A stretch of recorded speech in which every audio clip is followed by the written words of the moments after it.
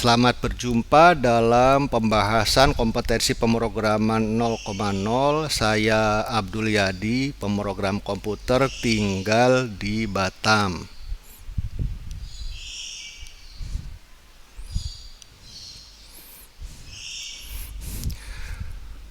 Terlebih dahulu saya harus sampaikan dalam tanda kutip legal standing yang saya miliki mengapa saya berani-beraninya membahas tentang kompetensi pemrograman. Yang pertama, saya adalah Gold Award winner ASEAN ICT Award tahun 2013 dalam kategori Public Sector. Yang kedua, saya pemilik akun GitHub yang diseleksi oleh GitHub sebagai Arctic Code Vault Contributor. Artinya, kode open source yang saya share di GitHub itu layak dirawat, disimpan di kedalaman 250 meter pegunungan di kutub utara dalam lingkungan permafrost atau beku abadi agar bisa diselamatkan untuk generasi mendatang. Baiklah, kita mulai. Jadi latar belakang dari kompetensi pemrograman 0,0 adalah ada dua sebenarnya. Yang satu, pengamatan saya tentang perbedaan belajar pemrograman di sekolah atau kampus dengan kursus. Apa sih bedanya? Yang kedua adalah keluhan ketua jurusan rekayasa perangkat lunak di sekolah menengah kejuruan ketika saya dan pengawas sekolah melakukan sinkronisasi kurikulum. Nah, apa sih perbedaan belajar pemrograman di sekolah atau kampus dengan kursus? Pertanyaan ini masih sulit dijawab oleh guru atau dosen yang saya jumpai, bahkan dari manajemen lembaga pendidikan tersebut. Sampai saat ini saya belum mendapatkan jawaban yang jelas dan tidak normatif. Baiklah, saya menjelaskannya begini. Pemrograman itu sebagaimana halnya teknologi yang lain berawal dari titik pusat, saya sebut saja koordinat 0,0. Lalu dia berkembang, berubah gitu kan, makin baik, lalu mengalami peningkatan sehingga mencapai kulitnya yang kita dapatkan hari ini.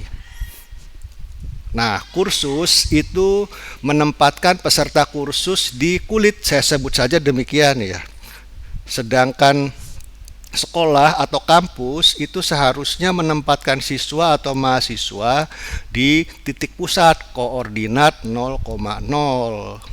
Ada teman saya mengatakan, di mana sih titik tempat kita berdiri agar paling dekat ke semua arah? Ya, jawabannya di 0,0.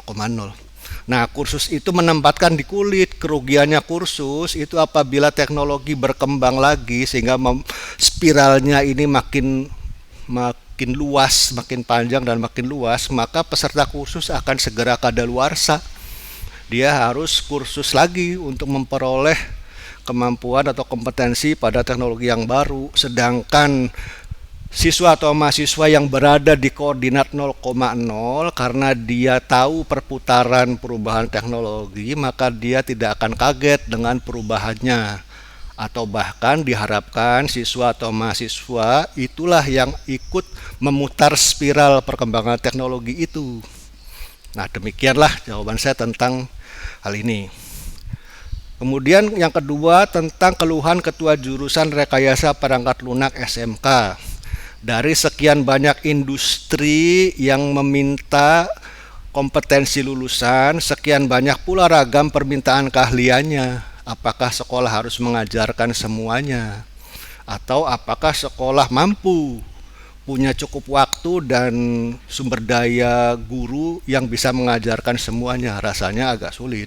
Seperti kita tahu, hari ini banyak sekali framework pemrograman yang dipilih oleh masing-masing industri sesuai kebutuhan pragmatisnya, sedemikian beragamnya. Apakah sekolah juga ikut-ikutan pragmatis seperti itu? Rasanya akan sulit karena keterbatasan waktu dan sumber daya guru yang mengajar. Maka bagi saya yang paling tepat untuk sekolah adalah menempatkan siswa atau mahasiswa di kompetensi titik pusat koordinat 0,0. Nah, jika siswa atau mahasiswa sudah berada di sana, maka beri dorongan kepada mereka untuk menempuh jalurnya masing-masing. Ada yang lebih cocok untuk kebutuhan industri 1, silahkan belajar, untuk kebutuhan industri 2 silahkan, dan seterusnya. Jadi siswa dan mahasiswa itu sendirilah yang harus mencapai kulit perkembangan teknologi. Sekolah atau kampus cukup menempatkan mereka memberi pemahaman yang mendalam di koordinat 0,0-nya. Apa sih kompetensi pemrograman 0,0 itu? Saya mulai dari jasa teknologi informasi. Bagi saya, jasa teknologi informasi itu adalah mengelola sumber daya komputer untuk menghasilkan problem solving.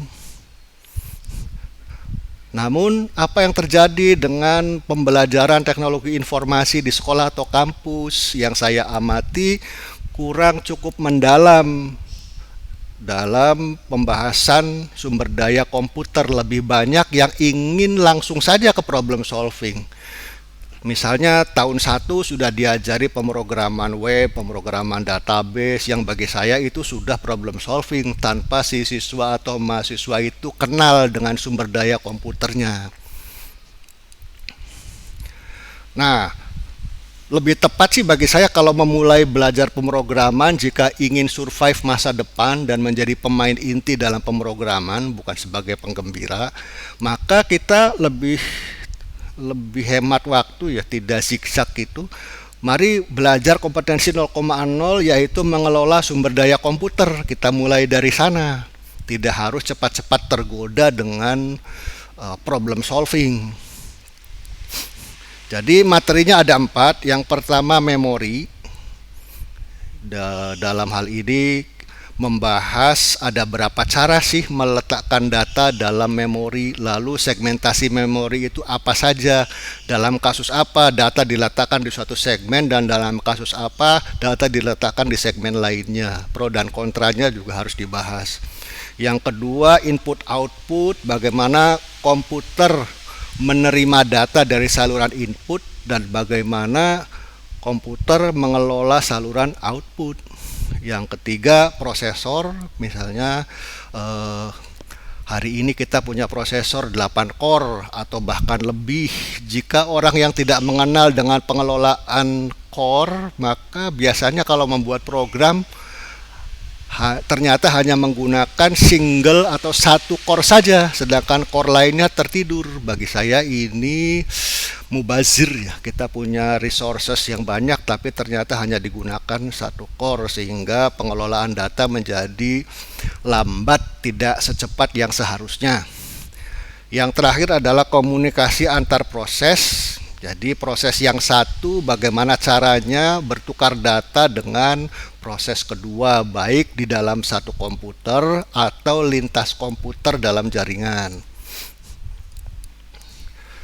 Apa sih untungnya kalau kita mengerti pengelolaan sumber daya komputer? Nah, yang pertama, maka problem solvingnya menjadi lebih tepat dalam problem solving dalam jaringan, dalam animasi, dalam pembuatan aplikasi, dalam database.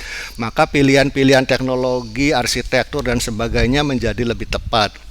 Juga dalam hal misalnya melakukan debugging ketika terjadi masalah, maka orang yang mengerti pengelolaan sumber daya komputer bisa dengan tepat misalnya mengatakan, oh ini kalau misalnya error seperti ini yang terjadi adalah salah alokasi memori. Lalu misalnya kenapa ini lambat? Oh ini karena teknik inputnya menggunakan double buffering dan segala macam. Misalnya, atau juga oh kenapa ini lambat padahal prosesornya punya core yang banyak, siapa tahu misalnya cuma menggunakan satu core yang seharusnya bisa dikerjakan paralel dalam multi core. Demikian juga dengan komunikasi antar proses, pilihan-pilihan teknologinya menentukan kualitas program atau solusi yang diberikan. Lalu kalau kita mengerti pengelolaan sumber daya komputer, maka kita punya kecakapan dalam mengevaluasi teknologi. Jadi bagi saya sih perbedaan belajar di sekolah kejuruan dengan akademik yang lebih tinggi atau bahkan dengan kursus adalah pada kecakapan mengevaluasi teknologi. Orang yang kursus itu bagi saya adalah orang yang terpenjara dengan satu teknologi. Dia hanya diajari menggunakan salah satu tools untuk menghasilkan problem solving. Sedangkan orang yang belajar teknologi informasi di kampus atau di sekolah itu seharusnya bisa mengevaluasi teknologi. Misalnya jurusan animasi, ada Maya, ada Blender dan segalanya. Itu harus bisa menjawab pertanyaan mengapa saya memilih misalnya Blender. Alasan teknologi apa? Apakah karena memorinya lebih efisien? Apakah prosesornya juga lebih penggunaan multicore-nya lebih baik dan selanjutnya.